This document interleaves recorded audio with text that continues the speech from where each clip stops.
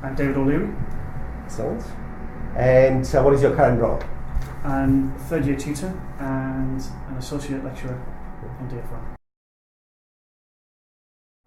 I would say that I fundamentally believe that working with real clients is a really beneficial experience for the students. So I think doing live projects is one of the best things we can give them, one of the best experiences. So the opportunity to work with people like Intel and with Motorola is second to none. I think we have given that choice, we have to do it. I think that real world experience of having real deadlines and feedback from real manufacturers and real clients is fantastic for the students. So I think that's the key reason to do it. So I think that all of that has been beneficial for them. It's interesting, having just very recently reviewed the work, so it is very fresh in my mind. I think in a way it's very it's endemic of the technology industry for these clients to come to us with a very vague but very demanding list of demands for the brief. We want all of this, but we don't know what we want. So I think that's a typical sort of client position is to have all these demands, to be almost asking to be me too with the technology leaders out there, but they're not really having enough direction. So that in itself is a huge challenge for us to help steer the project to make it useful and positive for everybody. So that's quite interesting. I think in a way, the second project was actually probably in that way slightly better as a project because it was slightly more focused. There was less of a wide-ranging do something with a screen essentially, like the first one. I think interesting opportunities. I think that's the only problem with the Intel project was the slightly wide open nature of it would cause problems, I think, and did cause problems initially for some of the groups.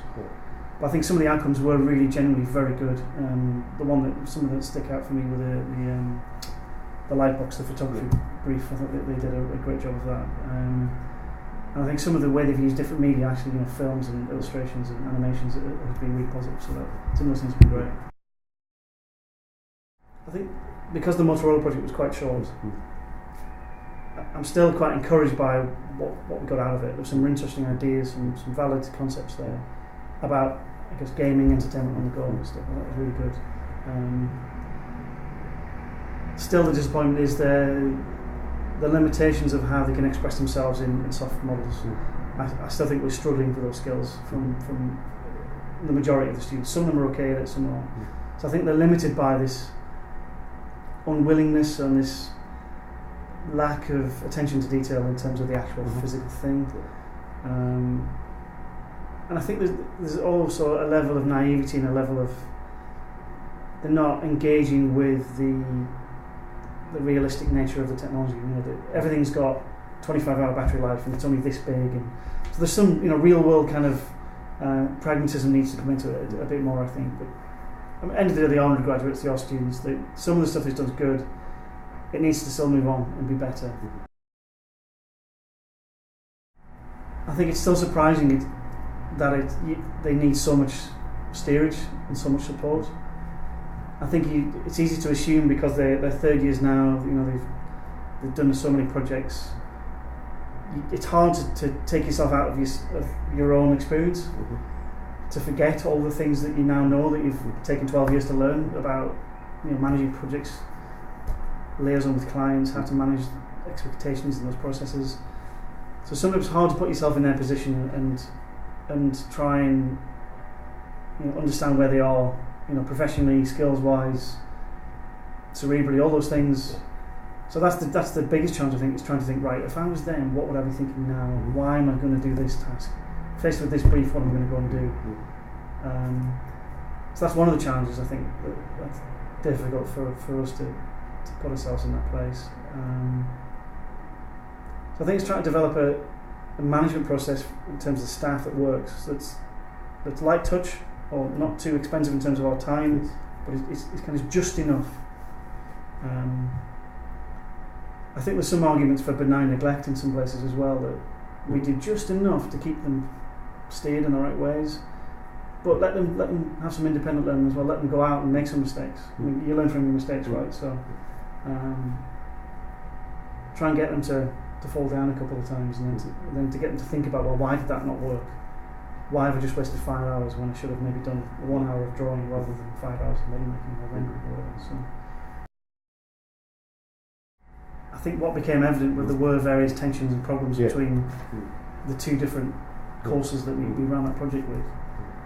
I don't know whether in future we might want to do more of an icebreaker to get them to gel better as a group, to work together rather than getting in these adversarial positions. I think that was a challenge. I think as ever there's the hardcore sort of 5 or 6 individuals on say DFI, and there's probably similar on IMD that are the most able, the most committed, the most hard-working and professional, who will just get on with it and do it really well. Then you've got the middle ground where they might get 1 or 2 problems, and at the bottom end you've got again probably 3 or 4 individuals in each group that will just not engage properly, and that causes problems because then. And I think that's the nature of group projects, and that's why I'm a little reticent to go down that route again in the same way. I think we have to look at the group work aspect. And I think what worked better on Motorola was there was a initial group work element to get going, and then it turns into more of an individual effort later on, which I don't know how you feel about that. I don't know whether that worked better in Motorola. Well, there's 2 ways. I think it's quite important for the students to be able to work with other students, and personally I think that because there's a challenge, what it sort of highlighted to me, they're actually not ready. The students have no skills, good skills to actually work well, and I think personally, they need actually to, rather than sort of going away and saying there was lots of friction, actually say, well, there's a friction. What it is indicating to us, these students having a difficulties working with other students from other disciplines. And perhaps what we need to do is to think about how do we actually support them while they're at the university, and what sort of skills do we enable them so when they actually leave, they're not only superb drawers and superb building brilliant models, like do all the core design skills, but because like yourself, so skills of working with groups and other individuals and other disciplines. Like yourself, do you ever work by yourself?